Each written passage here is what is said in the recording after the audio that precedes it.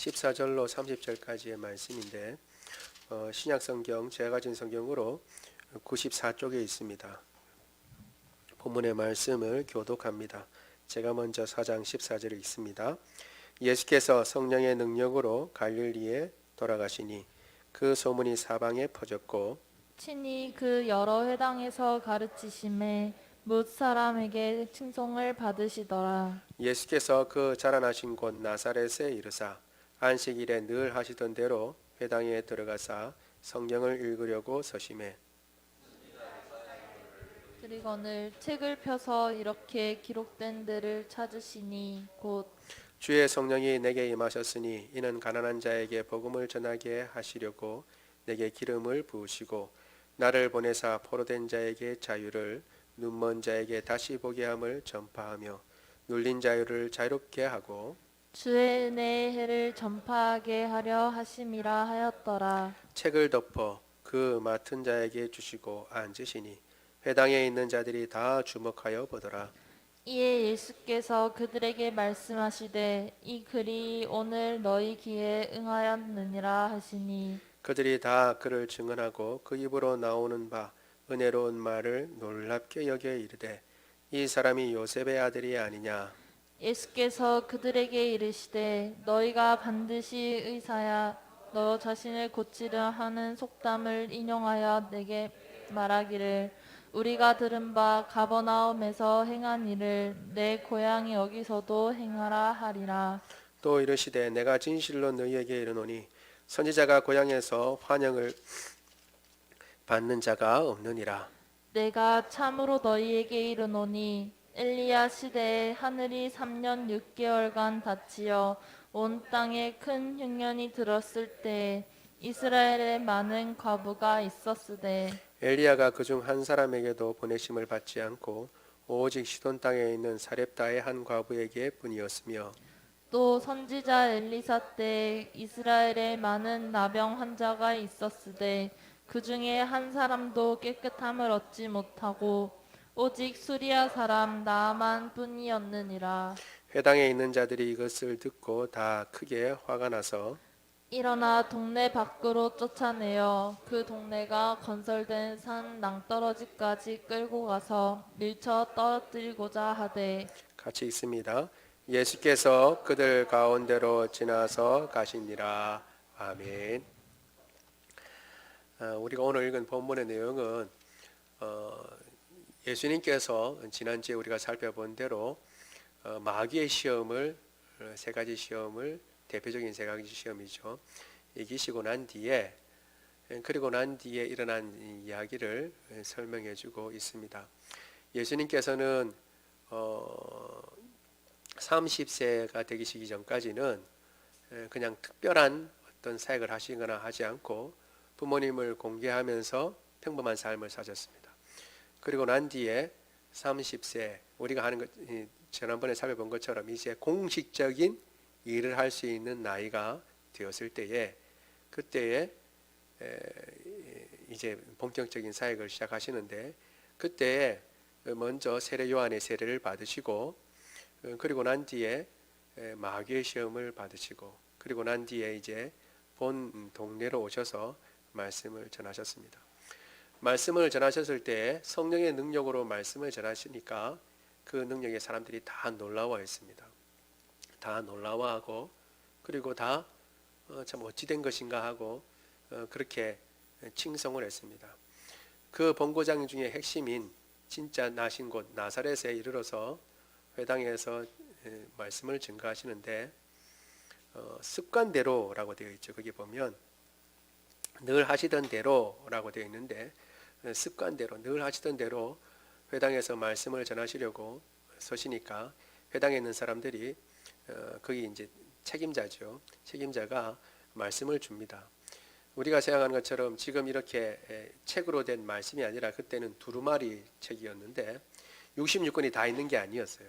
다 있긴 했지만 너무 무겁기 때문에 한 거에 다 있는 것이 아니라 두루마리 하나에 다 있는 것이 아니라 이사야 뭐 각각 이제 선지서 글들이 따로따로 이제 한 묶음으로 되어 있는 거죠. 이사야의 묶음을 그러니까 두루마리를 준 겁니다. 두루마리 책이 어떻게 되어 있냐면 이렇게 둘러져 있고 한쪽으로는 펴고 한쪽으로는 접으면서 이렇게 읽게 되었어요.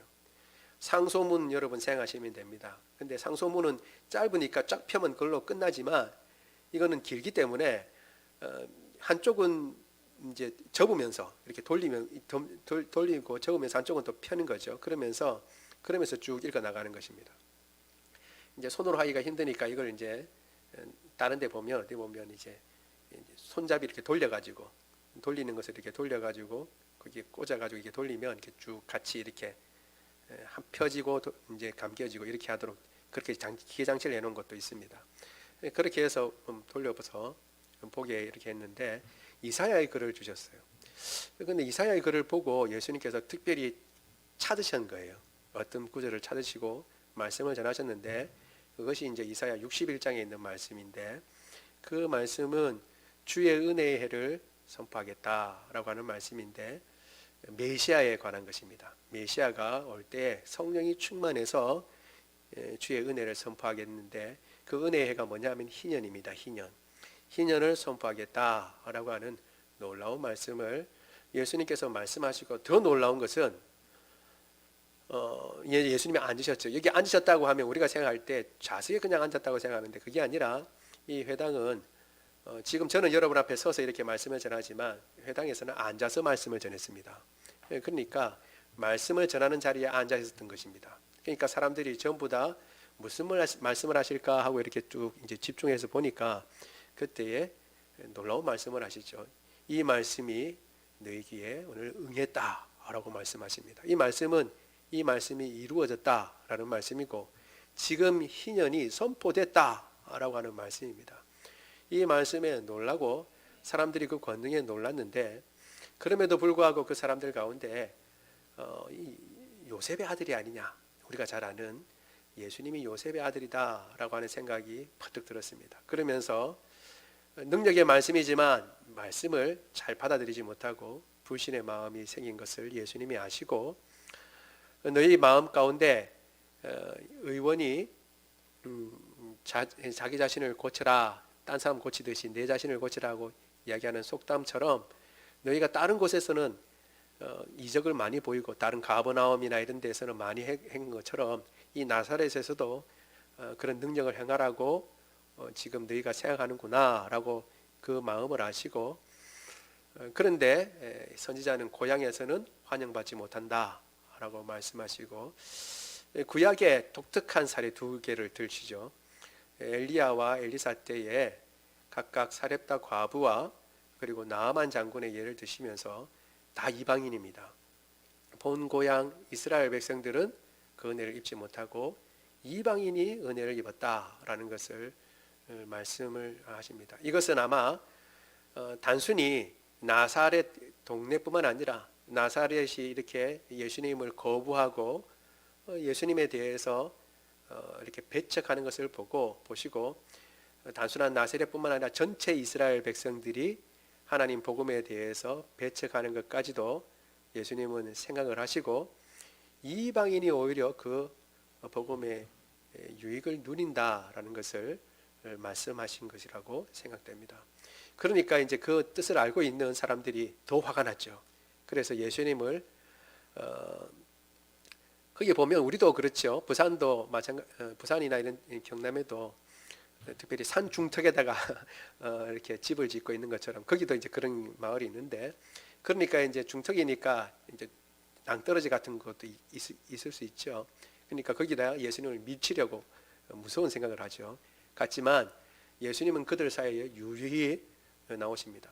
그런데 왜 밀치려 갔다가 예수님을 그냥 내버려 뒀을까 생각할 수 있는데 두 가지 생각이 같이 있는 거죠. 이들에게는 한편으로는 말씀의 권위에 대해서는 놀랍게 여기고 그리고 요셉의 아들이라고 생각하니까 또 익숙하고 만만하게 생각하는 그런 것들이 있었던 것이죠.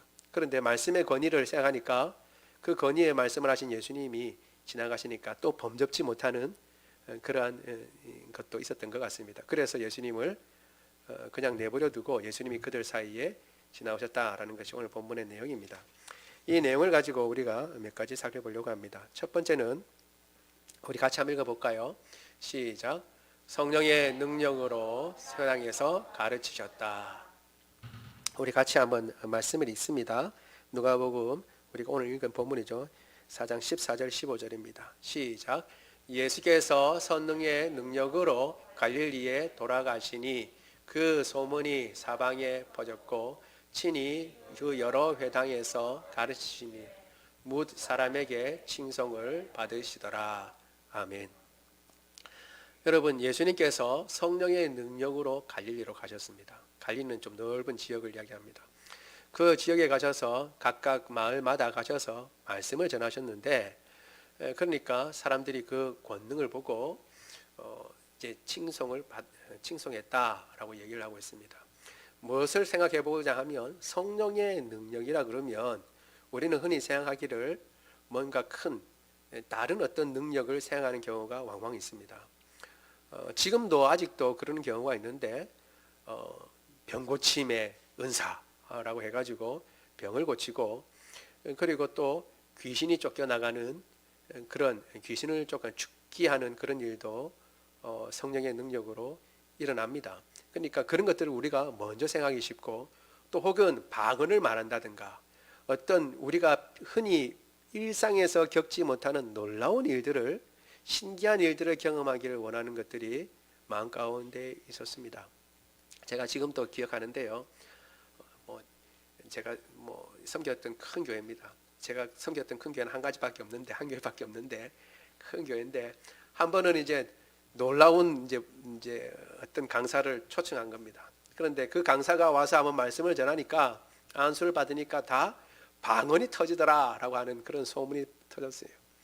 그러니까 평소에는 별로 잘 앞자리에 앉지 않던 권사님들이 다 같이 앞자리에 앉아가지고 이제 예배를 드린다고 막 자리를 다툼을 했습니다. 그러면서 방언을 받았네 안 받았네 그런 말씀들을 하셨어요. 그래서 이제 우리가 보통 생각하기에는 경험하지 못한 것들이니까 그런 경험들을 하기를 원하죠. 그런 생각들이 아직도 있구나라는 것을 알게 됩니다. 먼저 미리 말씀드리는 것은 그런 역사가 있다는 거예요. 없다는 것을 얘기하면 안 됩니다. 지금도 성령께서 원하시는 대로 방언을 주시는 줄로 믿습니다. 그리고 또 성령께서 함께 하셔서 병도 낫습니다. 그리고 귀신 들린 사람도 귀신이 쫓겨나가는 일이 지금도 있습니다. 저도 이제 그것을 본 적이 있고, 그리고 또 그런 일들을 행하시는 목사님도 알고 있습니다. 그런데 항상 그런 건 아니에요. 항상 그런 건 아닌데, 실제로 예수님께서 모든 시험을 마치시고 난 뒤에 성령이 충만해지셔서 오셨으니까, 여러분 그러면 어떻게 해야 되겠어요? 사람들 앞에 뭔가 놀라운 일들을 해야 주목이 될 거잖아요. 그렇죠? 근데 오늘 본문에 누가는 아주 간략하게 얘기를 하고 있지만 실제 상황은 사실은 그런 놀라운 일들이 일어났습니다. 그걸 마태복음을 통해서 우리가 알 수 있어요. 마태복음을 같이 한번 읽어볼게요. 마태복음 4장에 있는 말씀 같이 보겠습니다. 시작. 예수께서 온 갈릴리에 두루 다니사 그들의 회당에서 가르치시며 천국 복음을 전파하시며 백성 중에 모든 병과 모든 약한 것을 고치시니. 아멘.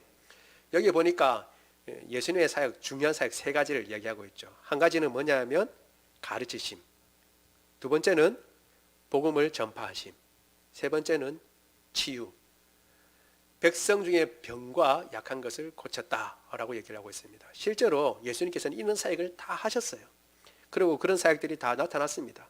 그런데 뭘 주목해 보고자 하냐 하면, 그럼에도 불구하고 누가는 그 모든 것들을 그냥 한꺼번에 딱 요약을 해서 이야기하기를 원했는데, 그때 한 가지 누가가 든 것이 뭐였냐면, 우리가 흔히 생각할 때 성령의 능력이라 그러면 뭐가 제일 먼저 나타나야 될 것인가 라고 할 때 누가가 손꼽은 것은 뭐였냐면 병 고치는 것도 아니고, 그리고 무슨 놀라운 능력이 나타나는 것도 아니고, 우리가 생각하는 그런 것이 아니라 어떻게 해요? 하나님의 말씀을 가르치셨다라는 것으로 설명하고 있다는 겁니다.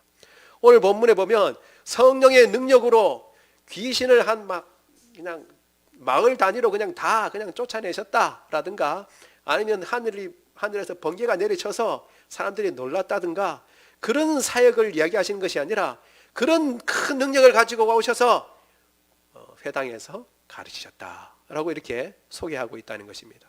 결국 이 말씀은 뭐냐면 성령의 능력이 가장 확실하고 그리고 가장 힘있게 나타나는 것을 우리가 무엇으로 볼 수 있느냐? 말씀으로 볼 수 있다라고 하는 것입니다.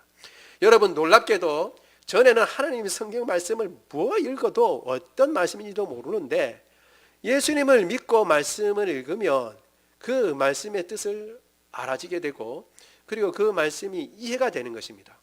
뿐만 아니라 전에는 뭐 하나님께서 천지 만물을 만드셨다 그러면 그런가 보다, 그렇게 믿는 사람들이 있는가 보다 생각했다가 계속 말씀을 듣는 가운데 그 말씀이 믿어지는 거예요.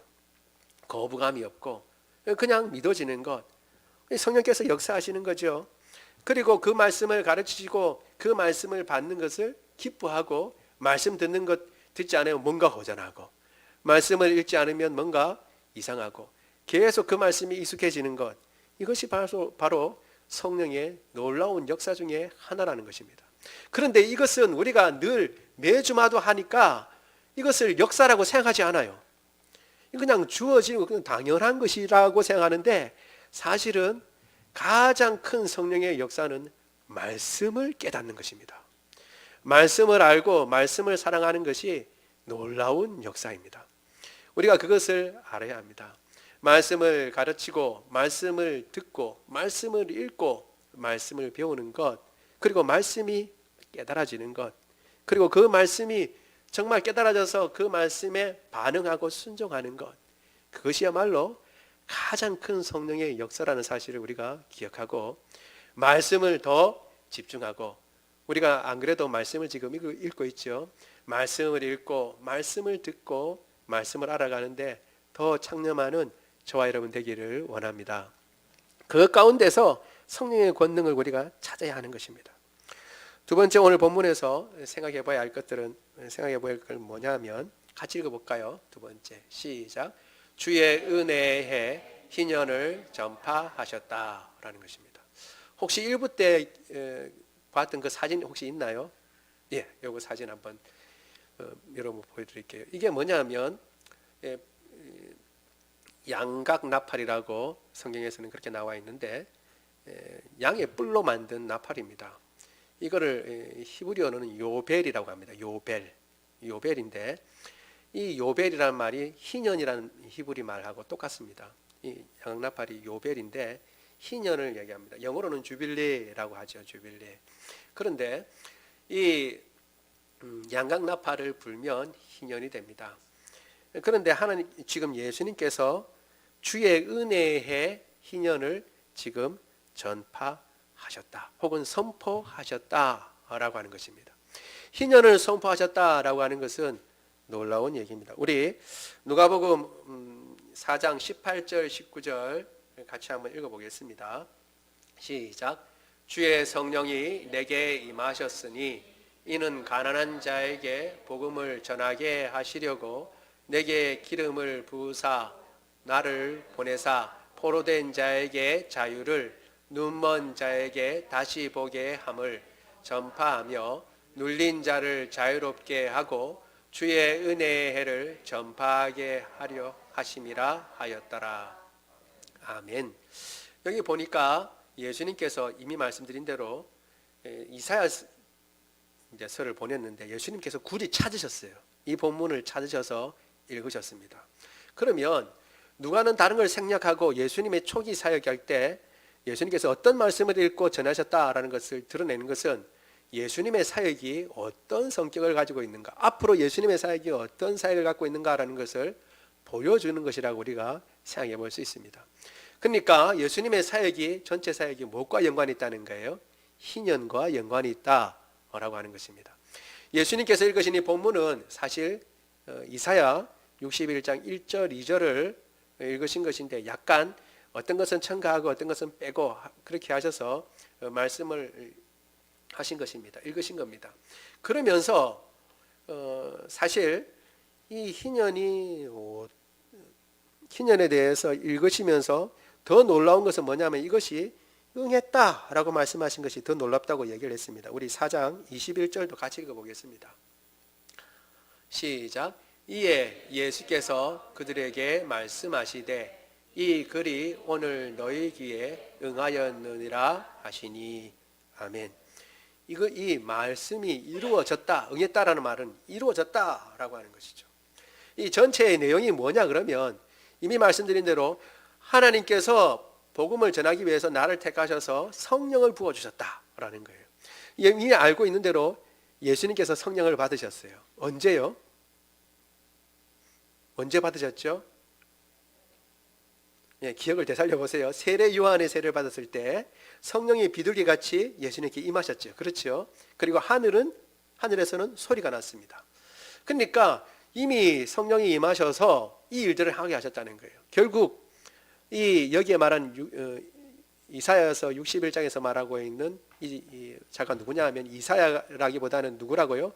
오실 메시아를 얘기하는 것인데 바로 예수님 당신이라는 것을 이 누가는 보여주고 있는 것이죠. 그리고 성령이 임해서 뭐냐면 눌린 자에게 자유를 선포하고 이런 일들을 한다라고 얘기를 했습니다. 결국 이 희년을 선포하는 너희 귀에 이 말씀이 너희 귀에 응했다라고 하는 말은 이것을 지금 선포하고 이루시는 분이 바로 나다라고 하는 놀라운 말씀을 하시는 것이고, 결국 이것은 예수님이 당신이 구약에서 말한 그 메시아다라고 하는 것을 나타내는 것입니다. 그러면 이제 이 희년이 어떤 것이냐, 주의 은혜의 해다라고 하는데 이 희년이란 어떤 것이냐 우리가 잠깐 생각해 볼 필요가 있습니다. 여러분, 구약에서는 안식이라고 하는 개념을 가지고 7이라는 숫자와 연관되어서 계속 이렇게 반복되는 것을 우리가 알 수 있습니다. 처음에 우리가 안식과 관련돼서 생각해 볼 수 있는 것이 안식일이죠. 일곱째 날. 그렇죠? 안식일에는 무슨 일이 일어납니까? 일곱째 날에 안식일인데 이 안식일은 쉬어야 됩니다. 쉬는데 뭐냐면 너만 쉬는 것이 아니라 누구도 쉬어요? 몸종 다 쉬죠. 남종 여종 다 쉬고 또 짐승들도 쉬고 누구도 쉬어요? 땅도 쉬어요. 땅도. 여러분, 왜 땅을 쉬라고 했을까요? 땅을 쉬면 사람도 쉬게 되어 있습니다. 왜 남종 여종을 했냐면 당시에 종이라 그러면 어떻게 대표되는 것이 남자입니다. 그러니까 남자만 종이를 치르게 하라 그러면 남자만 쉬게 될 수가 있어요. 여종은 그냥 또 일시킬 수 있거든요. 그러니까 남종과 여종 다 쉬라고 그랬고, 심지어 가축도 쉬라고 그랬습니다. 여러분, 가축도 쉬면 가축이 쉰다는 건 뭘 얘기하는 거예요? 사람도 쉰다는 거예요. 가축이 저 혼자 가서 멍멍이가 말 잘 듣는 우리 멍멍이 네가 가서 이것저것 해라 그러면 멍멍이가 알아서 그렇게 하지 않죠. 소한테 가서 네 쟁기질을 해라 그러면 소가 알아서 쟁기를 다 지고 가가지고 쟁기질하고 그러지는 않잖아요. 그러니까 소를 쟁기질하고 가축을 놀리려면 누가 필요해요? 사람이 필요한 거죠. 가축이 쉬는 것은 결국 누가 쉬는 거냐면 사람이 쉬는 것이고, 땅이 쉬는 것도 결국 사람이 쉬는 것입니다. 그러니까 이 모든 걸 통해서 하나님께서 말씀하시는 것은 다 쉬고 절대 일하지 마라 라고 하는 것이죠. 그 이유를 두 가지를 얘기하셨어요. 이유가 첫 번째는 이제 출애굽기 20장에서 나오는데 내가 6일 동안 천지를 짓고 하루 7일째 쉬고 안식했기 때문에 쉬어라 라고 얘기하시죠. 그리고 이제 신명기는 우리가 나중에 또 보겠습니다. 신명기에 또 이런 이유 때문에 쉬라 라고 얘기를 합니다. 그러니까 안식일에 대해서 쉬라고 얘기하면서 두 가지 이유를 드셨어요. 그리고 이 안식일뿐만 아니라 7년째 되는 날, 7년 되면 한 해를 왕창 쉬어요. 안식년이라고 그래서 쉬게 되는데, 이 안식년에는 어떤 일이 일어나냐면 빚이 면제받습니다. 빚이 탕감을 받습니다. 그러니까 빚독촉을 못해요. 7년째는 빚독촉을 못합니다. 보니까 받을 빚이 있는 사람들은 안색이 안 좋아지고, 그 다음에 빚을 지고 있는 사람들은 얼굴이 확 펴지는 것 같은 느낌이 드는데, 왜냐하면 제가 1부 때 비유를 들어서 설명했거든요. 어떤 애한테 내가 니한테 빚 졌는데 이때 빚이 탕감된다 그러니까 그러면 안 될 것 같은데요. 그런데 여러분, 그렇게 돼 면제년이라고. 그러니까 안식년의 별칭이 면제년입니다. 빚이 탕감을 받고 종도 사실은 풀어주게 돼 있어요. 6년 동안 열심히 일했으니까 이제 풀어주라는 거예요. 그냥 풀어주지 말고 넉넉히 삭군처럼 여겨서 풍삭을 쳐서 이렇게 보내주라고 이렇게 얘기를 하고 있습니다. 그리고 1년 또 땅을 또 쉬어요. 1년 땅을 쉬어요. 땅을 쉬는 건 전부 다 쉬는 거죠. 우리가 그니 생각해 보면 그래가지고 나라 어떻게 되겠나 이렇게 생각하는데 주님께서 이미 광야 생활에서 보여주신 것처럼 6일째는 7일째까지 내가 주겠다라고 말씀하셨죠. 그리고 6년 동안에도 7년 것 쓸 걸 주님께서 주겠다 말씀하셨습니다. 그럼 이 7년이 안식년이 7번 가고 다음 해 혹은 어떤 학자는 그 7째 해 49년이라고도 하기도 합니다. 근데 일반적으로는 50년째 해예요. 그러니까 49 안식일이 7번 되고 그 다음에 다음 해. 그러니까 안식년 쉬고 그 다음 해죠. 그 다음 해에 희년이 됩니다. 이 희년 때는 보통 이스라엘 백성들은 두 가지 1월이 있어요. 우리가 아는 대로 6월절이 1월 14일이죠. 그들 종교력으로 1월 14일입니다. 그러니까 그때가 1월이죠. 아비월이라고 그러는데 그때가 1월이고 또한 또 1월이 있어요. 7월 1일이 나팔절인데 이 나팔절을 1월 1일로 세기도 합니다. 이스라엘 백성들이 지금 1월 1일로 세요. 그래서 사실은 나팔절 7월 1일이 설날인데 그 7월 1일 그러면 선포되어야 할 게 마땅할 것 같은데 오히려 희년은 대속죄일인 7월 10일 날 대속죄일 날 선포하게 되어 있어요. 그렇게 50째 해에 선포하게 되면 양각 나팔을 불면 아까 요배를 불면 희년이 됩니다. 희년이 되면 어떤 일들이 일어나느냐? 일단 한번 보도록 하죠. 레위기 25장 8절 10절 한번 보도록 하겠습니다. 희년에 대한 겁니다. 같이 한번 읽어볼게요. 시작. 너는 7 안식년을 계수할지니 이는 7년이 7번인즉 안식년 7번 동안 곧 49년이라. 7째 달 속죄일이니 너는 뿔나팔 소리를 내되 전국에서 뿔나팔을 크게 불지며 너는 50년째 해를 거룩하게 하여 그 땅에 있는 모든 주민을 위하여 자유를 공포하라. 이 해는 너희에게 희년이니 너희는 각각 자기의 소유지로 돌아가며 각각 자기의 가족에게로 돌아갈지며. 아멘. 그러니까 50년째 해에 어떤 일이 벌어지냐 그러면 안식년에 일어났던 일이 모두 일어납니다. 빚이 탕감을 받고 또 뭐죠? 종이 해방되고 그 다음에 가족에게로 돌아갑니다. 그리고 또 놀라운 일이 있는데 그게 뭐냐 하면 땅을 다시 재정비하고 다시 자기 것을 받습니다. 그러니까 내가 힘들고 어려워서 내 땅을 팔았다고 하더라고요. 자기 가족에게 주어진 이스라엘 백성들이 지파별로 땅을 나누었잖아요. 가나안 땅에 가서. 그럼 또 지파별로 자기들도 지파 내에서 가족별로 또 인구수대로 또 땅을 나눴죠. 땅을 나눠서 가지고 있다가 근데 그 가지고 있는 땅이 늘 자신의 땅 그대로 있는 것이 아니라 이런저런 이유 때문에 사고 팔고 할 수 있잖아요. 그래서 감소가 일어나요. 또 증가하기도 하고. 그런데 50년대 희년 되면 자기가 원래 받았던 땅과 다시 재정비가 되고 땅을 다시 받게 되는 겁니다.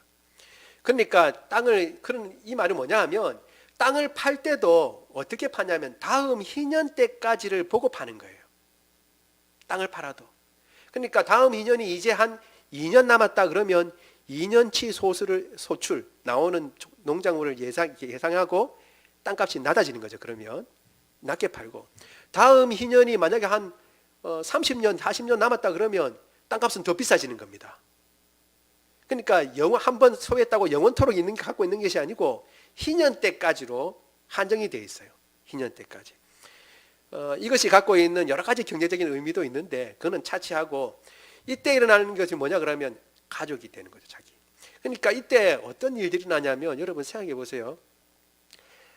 내가 힘들어서 땅도 다 팔고 그런데 더 힘들어서 내 자신이 종으로 팔려가고 자녀들이 종으로 팔려갈 수도 있습니다. 그러면 가족이 뿔뿔이 흩어져 있어요.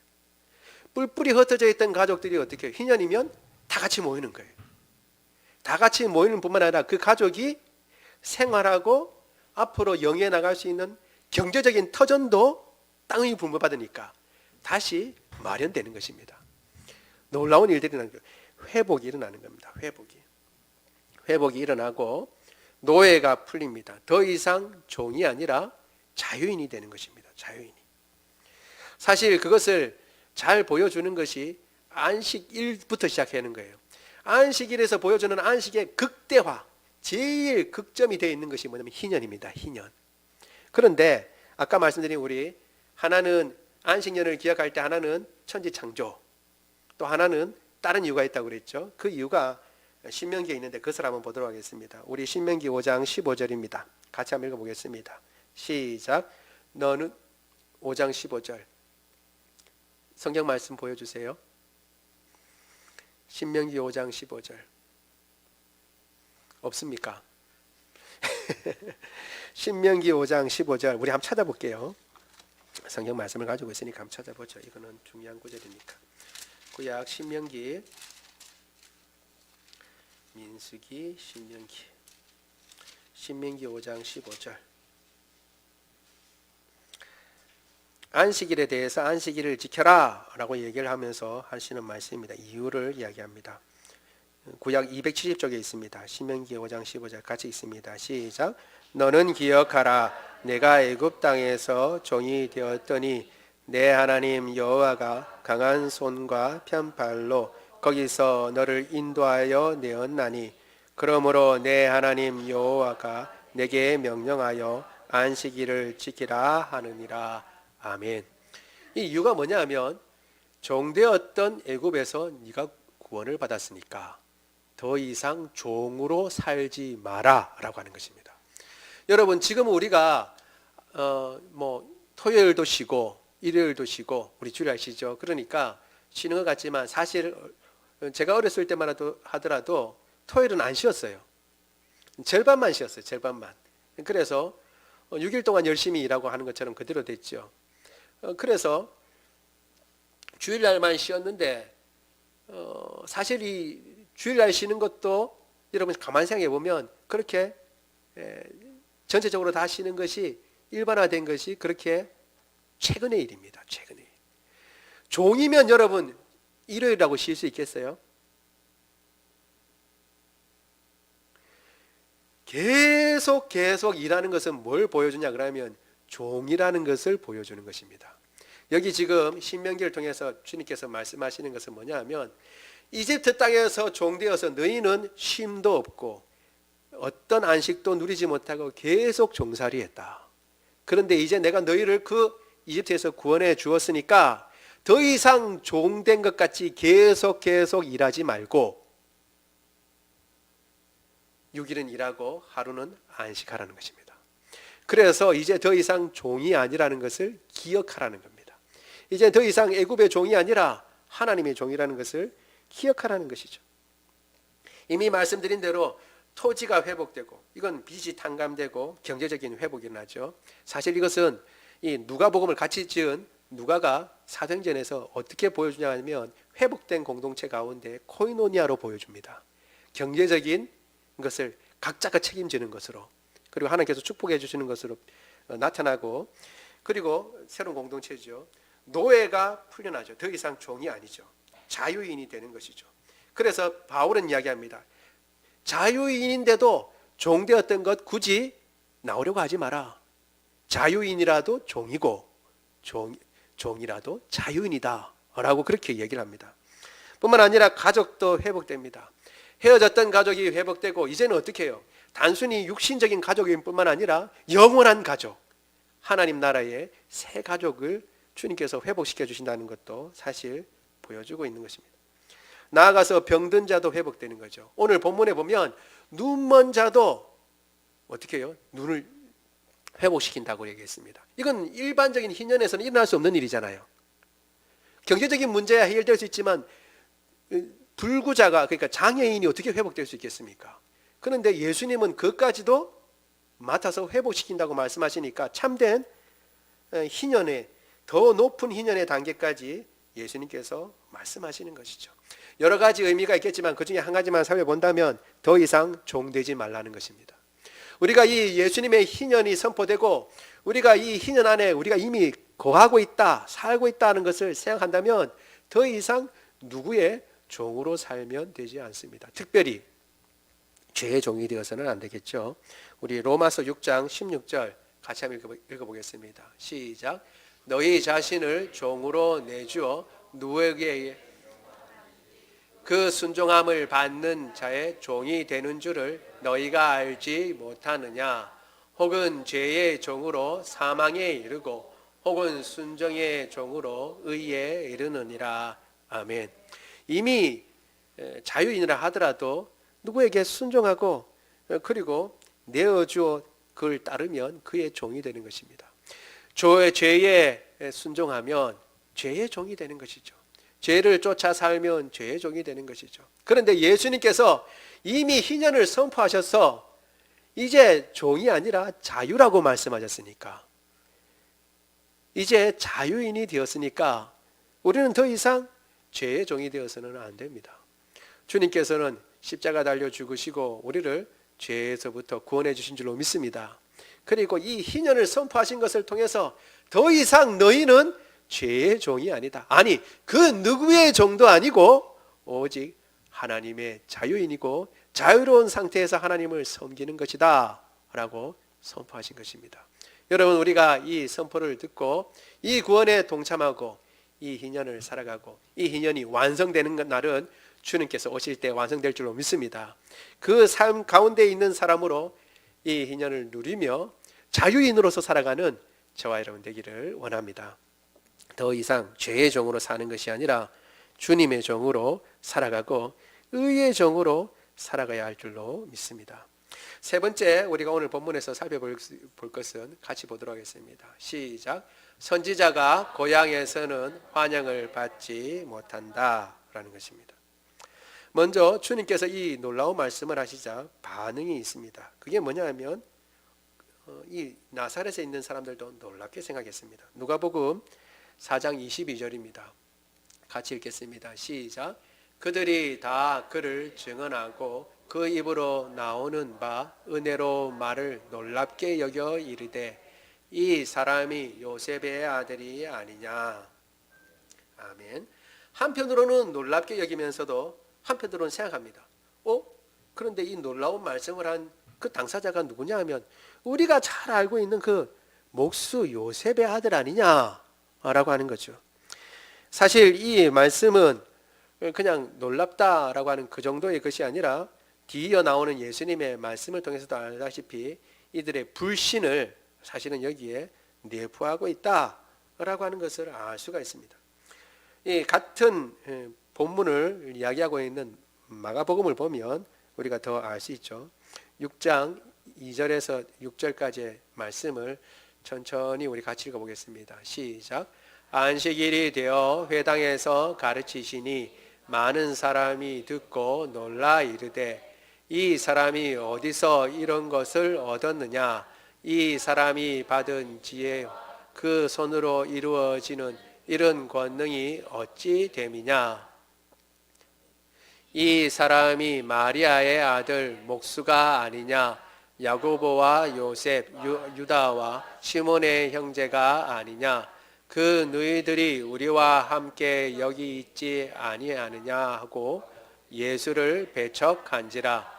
예수께서 그들에게 이르시되 선지자가 자기 고향과 자기 친척과 자기 집 외에는 존경을 받지 못함이 없느니라 하시며 거기서는 아무 권능도 행하실 수 없어 다만 소수의 병자에게 안수하여 고치실 뿐이었고 그들이 믿지 않음을 이상히 여기셨더라.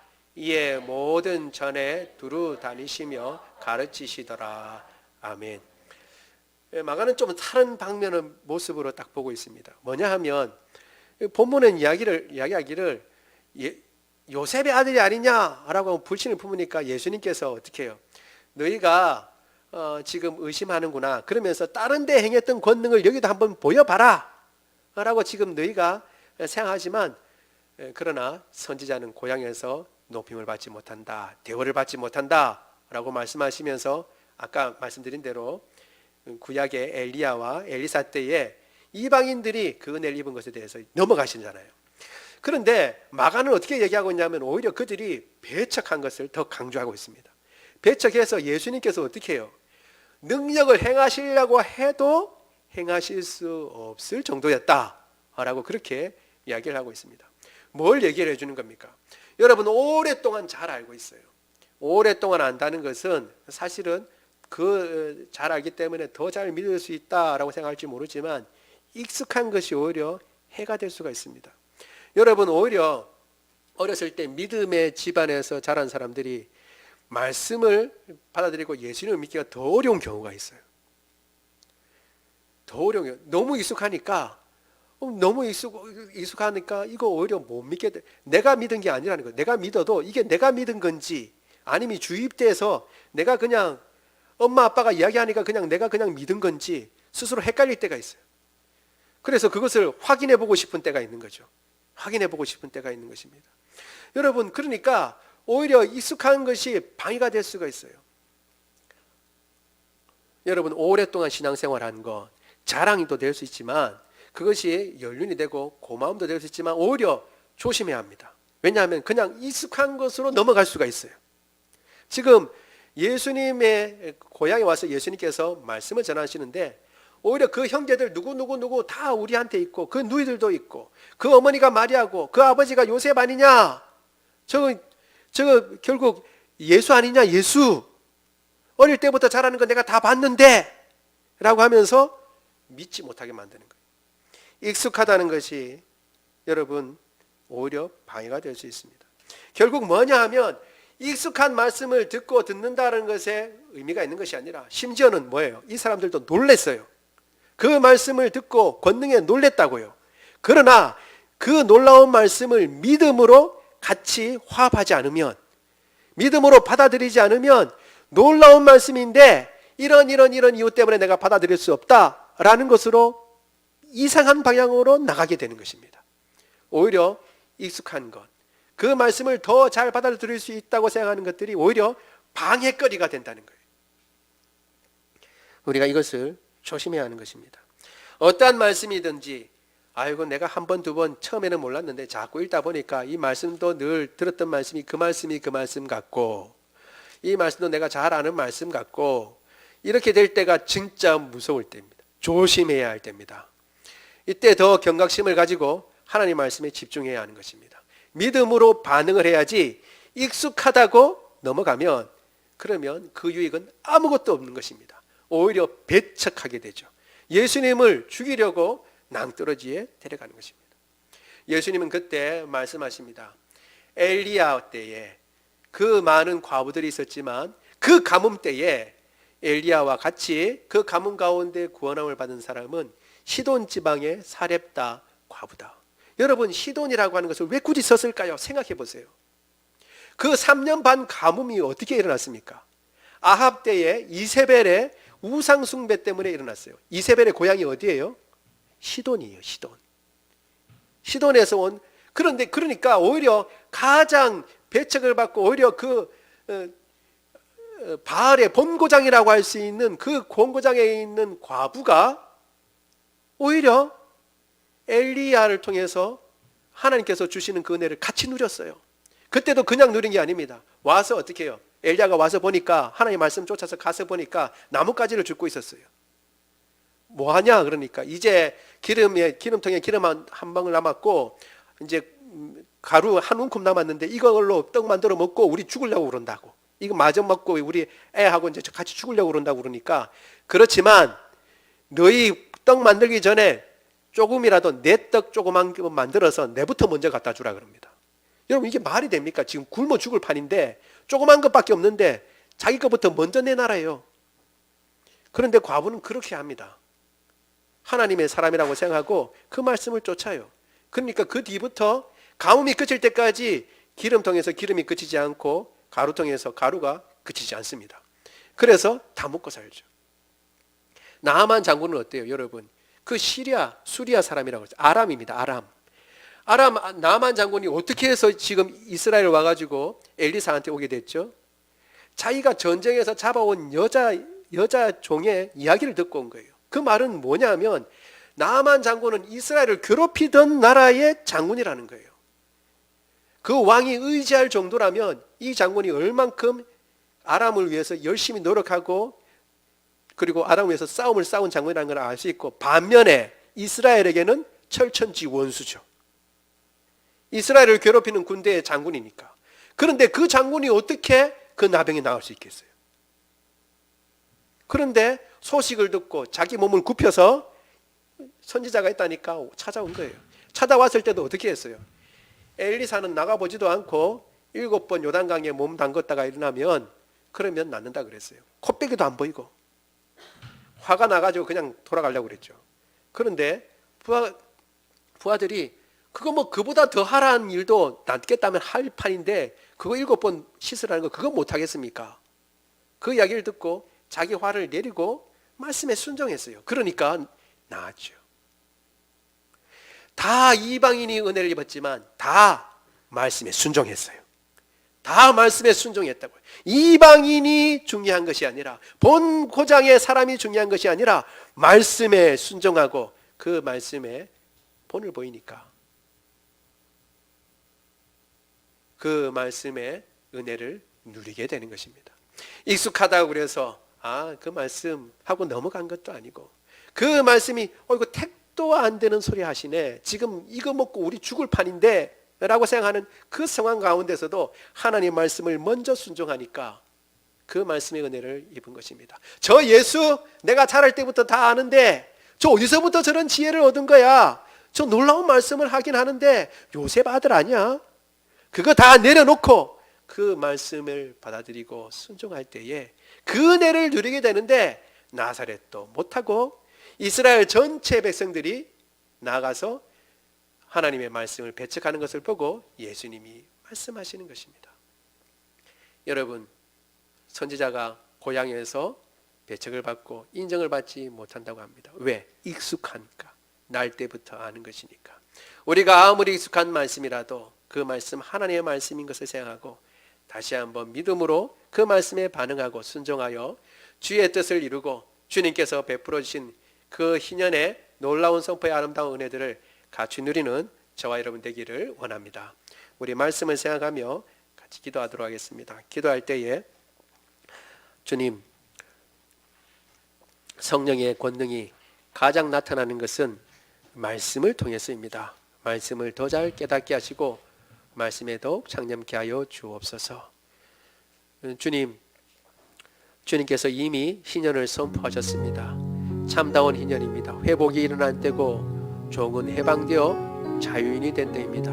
더 이상 종의 멍에를 메고 예전과 같이 죄에 사로잡혀서 죄에 순종하여 죄의 종으로 살지 아니하고 의의 종으로 주의 말씀을 순종하며 살게 하여 주옵소서. 주님, 익숙한 것이라고 그냥 넘어가지 아니하고 오히려 잘 아는 것이라고 하나님 아버지 건성으로 보지 아니하고 주의 말씀에 더욱 창념하고 그 말씀의 의미를 기억하고 순종하여 그 뜻을 이룰 뿐만 아니라 그 말씀의 은혜를 함께 누릴 수 있도록 주님 도와주옵소서. 같이 한 목소리로 기도하도록 하겠습니다.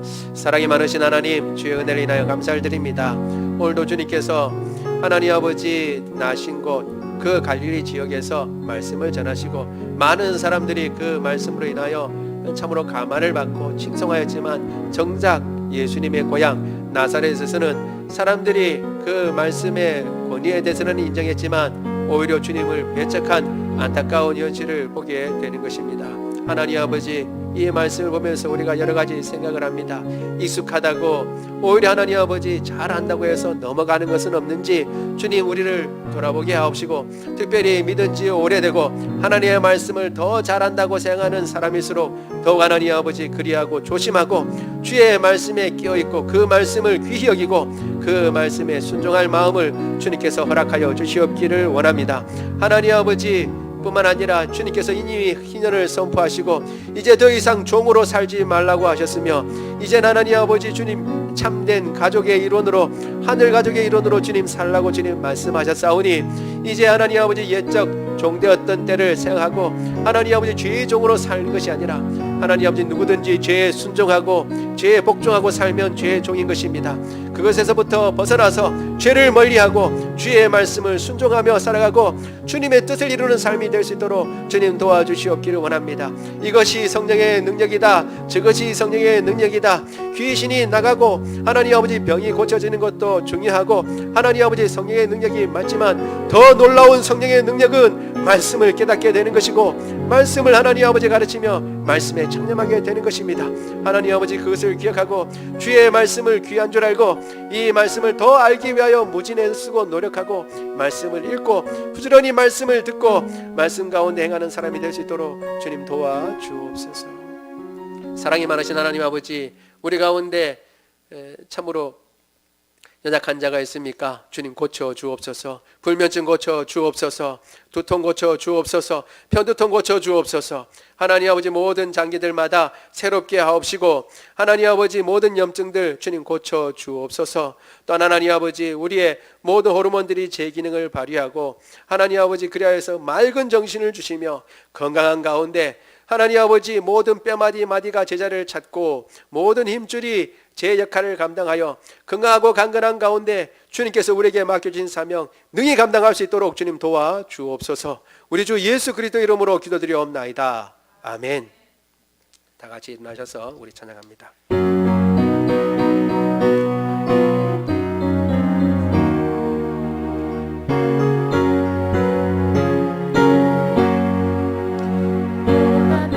영원 별이실 꽃과 강이로도 안전한 복음 폭풍 가지도 다스리시는 주의 영원한 바르지에 주의 영원하신 날 함께하사 항상 나를 붙드시니 어느 곳에 가든지 요동하지 않은 주의 발을 의지함이라. 세상 친구들 나를 버려도 예수는 함께 동행함으로 주의 은혜가 충만하리니 주의 영원한 바르지에 주의 영원하신 팔 함께하사 항상 나를 붙드시니 어느 곳에 가든지 요동하지 않은 주의 팔을 의지함이라. 나의 믿음이 연약해져도 미리 예비한 힘을 주시며 위태할 때도 안보하시는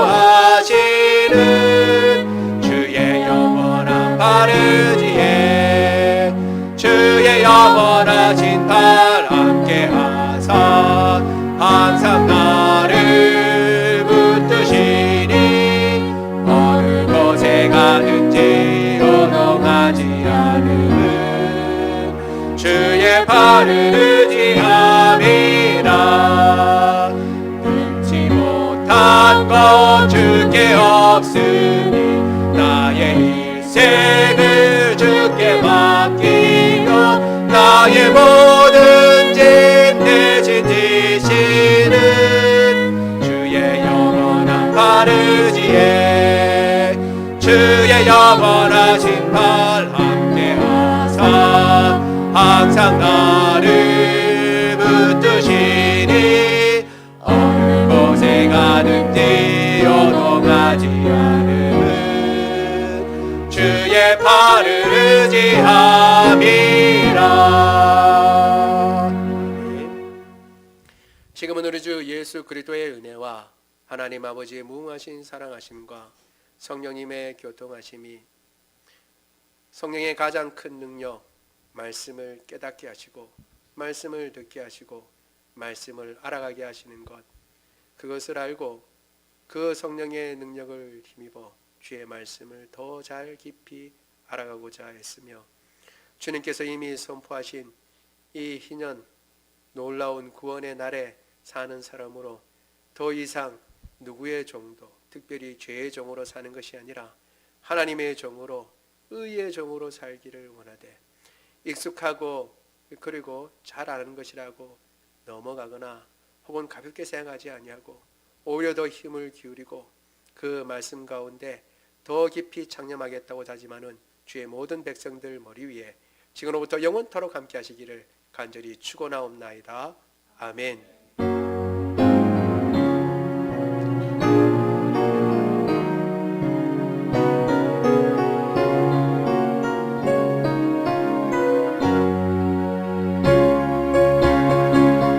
살아계신 주 나의 참된 소망 걱정 근심 전혀 없네. 사랑의 주의 갈 길 인도하니 내 모든 삶의 기쁨 늘 충만하네. 살아계신 주 나의 참된 소망 걱정 근심 전혀 없네. 사랑의 주의 갈 길 인도하니 내 모든 삶의 기쁨 늘 충만하네.